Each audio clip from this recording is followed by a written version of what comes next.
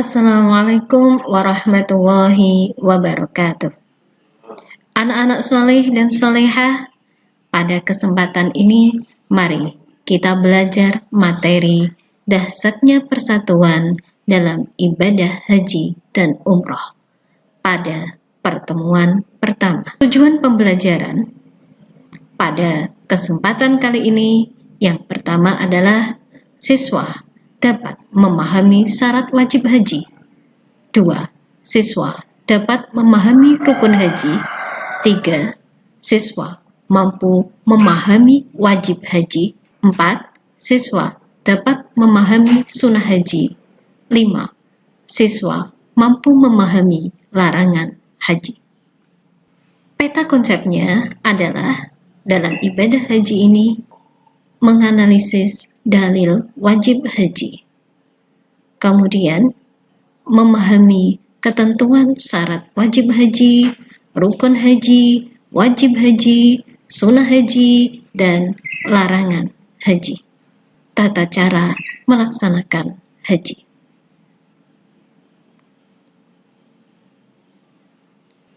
Apa yang kalian ketahui mengenai haji?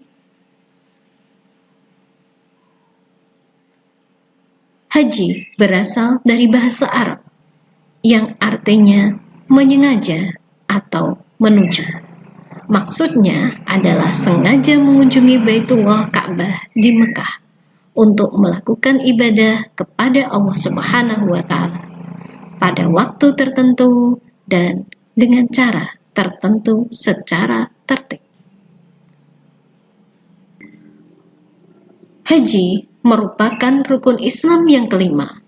Hukum melaksanakan ibadah haji adalah wajib bagi yang mampu melaksanakannya, sebagaimana dijelaskan dalam Quran Surah Ali Imran ayat 97. Bismillahirrahmanirrahim. Fihi ayatum bayyinatum maqamu Ibrahim.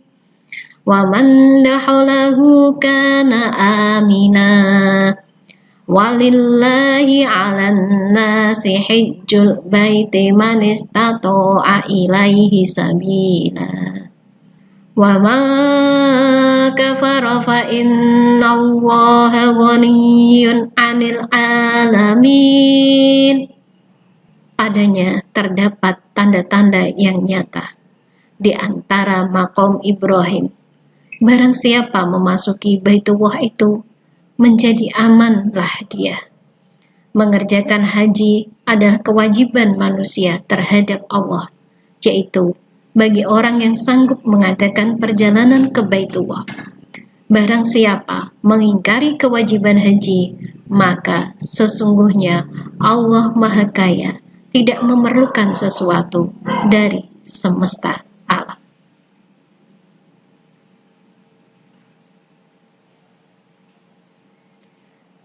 Syarat haji, orang yang wajib pertama beragama Islam, kedua berakal tidak gila, ketiga balik, 4 ada muhrimnya, kelima mampu dalam segala hal, misalnya dalam hal biaya, kesehatan, keamanan, dan nafkah bagi keluarga yang ditinggalkan. Adapun syarat sah haji, pertama Islam, 2 berakal tidak gila, ketiga balik, keempat merdeka.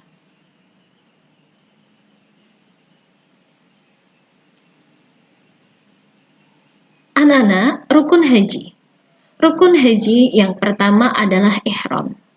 Ihram adalah berniat mengerjakan ibadah haji yang ditandai dengan mengenakan pakaian ihram yang berwarna putih dan membaca lafaz labbaika Allahumma hajjan. Rukun haji kedua adalah wukuf, yaitu hadir di Padang Arafah pada tanggal 9 Zulhijjah dari tergelincirnya matahari hingga terbenam. Wukuf adalah bentuk pengasingan diri, gambaran kelak manusia di padang mahsyar. Rukun haji ketiga adalah tawaf. Tawaf adalah berputar mengelilingi Ka'bah dan dilakukan secara berlawanan dengan arah jarum jam, dengan posisi Ka'bah di sebelah kiri badan. Tawaf dimulai dari Hajar Aswad dan diakhiri di Hajar Aswad pula. Dilakukan sebanyak 7 kali putaran. Syarat sah tawaf adalah sebagai berikut. 1. Niat. 2. Menutup aurat. 3. Suci dari hadas. 4. Dilakukan sebanyak 7 kali putaran. 5. Dimulai dan diakhiri di Hajar Aswad. 6. Posisi Ka'bah di sebelah kiri orang yang bertawaf. 7. Dilaksanakan di dalam Masjidil Haram.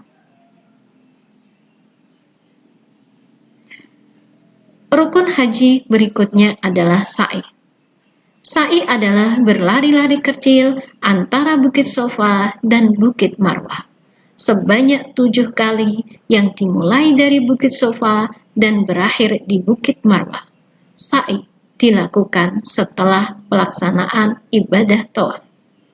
Syarat sa'i pertama dilakukan sebanyak 7 kali putaran, berawal di Bukit Sofa dan berakhir di Bukit Marwah. Kedua, dilakukan setelah tawaf ifadah atau setelah tawaf qudum. Ketiga, menjalani secara sempurna jarak Sofa dan Marwah, Marwah dan Sofa. 4. Dilakukan di tempat sa'i.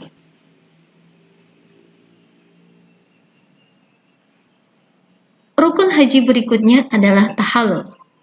Tahallul adalah mencukur atau memotong rambut kepala sebagian atau seluruhnya minimal 3 helai rambut. Tahallul dilakukan setelah melontar jumrah Aqobah pada tanggal 10 Zulhijjah. Yang terakhir, tertib, yaitu berurutan dalam pelaksanaan mulai ihram hingga tahallul. Adapun wajib haji, yang pertama adalah ihram dari mikot. Ihram dari mikot yaitu batasan waktu dan tempat yang telah ditentukan. Ketentuan masa atau disebut mikot zamani adalah dari awal bulan Syawal sampai terbit fajar hari raya haji, yaitu tanggal 10 haji.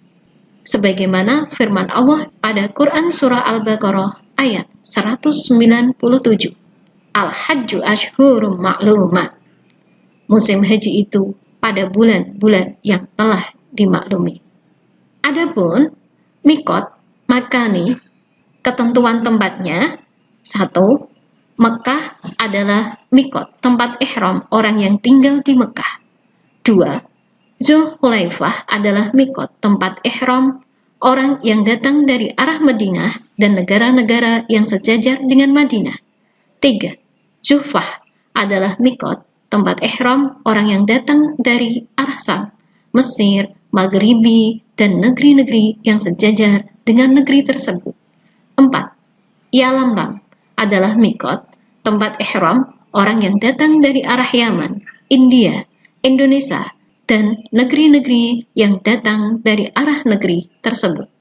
5. Qarnul Manazil adalah mikot atau tempat ihram orang yang datang dari arah Najil, Yaman, Najil Hijaz, dan negeri-negeri yang datang dari arah negeri tersebut. 7. Zatu Irkin adalah mikot atau tempat ihram orang yang dari arah Irak dan negeri-negeri yang datang dari arah negeri tersebut. 8. Bagi penduduk negeri-negeri yang ada di negeri Mekah dan mikot-mikot tersebut adalah mikot tempat ihramnya dari negeri masing-masing di mana mereka tinggal. Wajib haji yang kedua adalah bermalam di Musdalifah. Berhenti di Musdalifah sesudah tengah malam di malam hari raya haji sesudah hadir di padang Arafah. 3. Melontar jumrah Aqobah pada hari raya haji. 4. Melontar 3 jumrah. Melontar 3 jumrah yaitu jumrah ula, jumrah wusta, dan jumroh Aqobah pada tanggal 11, 12, dan 13 bulan haji. Syarat melontar jumroh adalah sebagai berikut: melontar jumroh dengan 7 batu kerikil dan dilemparkan satu persatu. Berikutnya, menertibkan 3 jumroh dimulai dari jumroh ula, jumroh wusta, dan yang terakhir jumroh Aqobah. Berikutnya, alat untuk melontar jumroh adalah batu kerikil. Wajib haji yang kelima adalah bermalam di Mina. Wajib haji yang keenam adalah tawaf wada atau yang dinamakan dengan tawaf perpisahan, yaitu tawaf yang dilaksanakan sewaktu akan meninggalkan kota Mekah. Wajib haji yang ketujuh tidak melakukan perbuatan yang dilarang atau yang diharamkan. Sunnah haji. Sunnah haji pertama adalah membaca talbiyah selama ihram sampai melontar jumroh Aqobah pada hari raya Idul Adha.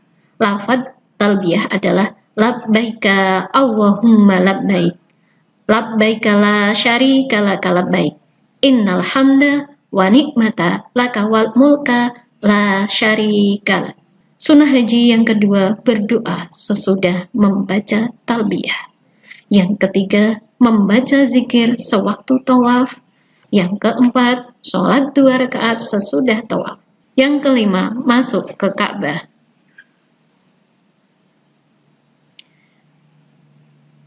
Larangan-larangan haji bagi laki-laki: pertama, memakai pakaian yang berjahit, baik jahitan biasa, sulaman, dan atau yang diikatkan kedua ujungnya.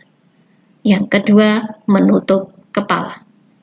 Adapun larangan bagi perempuan adalah menutup muka dan kedua telapak tangan. Adapun larangan-larangan haji bagi laki-laki dan perempuan: satu, memakai wangi-wangian baik dipakainya pada badan atau pada pakaian. Dua, menghilangkan rambut atau bulu badan yang lain. 3. Memotong kuku. 4. Mengadakan nikah, baik menikahkan, menikah, atau menjadi wali nikah. 5. Bersetubuh bagi suami istri. 6. Berburu dan membunuh binatang darat yang liar dan halal dimakan. Adapun dam atau denda dalam haji, jenis pelanggaran tidak mengerjakan haji ifrad. Yang dikerjakan adalah haji tamato atau kiron, maka damnya adalah menyembelih 1 ekor kambing. Jika tidak mampu, berpuasa 10 hari, 3 hari di Mekah dan 7 hari di negeri asal. Jenis pelanggaran melakukan salah satu dari beberapa larangan berikut: mencukur rambut, memotong kuku, memakai pakaian yang dijahit, memakai wewangian, bersetubuh sesudah tahallul pertama. Dendanya adalah boleh memilih: 1. Menyembelih 1 ekor kambing, 2. Puasa 3 hari, 3. Memberi makan 6 orang miskin. Jenis pelanggaran berhubungan suami istri sebelum tahallul pertama. Larangan yang dapat membatalkan haji, damnya adalah menyembelih 1 ekor unta, kalau tidak mampu 1 ekor sapi, kalau tidak mampu juga 7 ekor kambing. Pelaksanaan penyembelihan dam ini harus di Mekah. Jenis pelanggaran berburu dan membunuh binatang liar, damnya adalah menyembelih binatang berupa unta, sapi, atau kambing yang sebanding dengan binatang yang dibunuh. Jenis pelanggaran terlambat datang, dendanya adalah bertahallul, mencukur rambut, dan menyembelih 1 ekor kambing.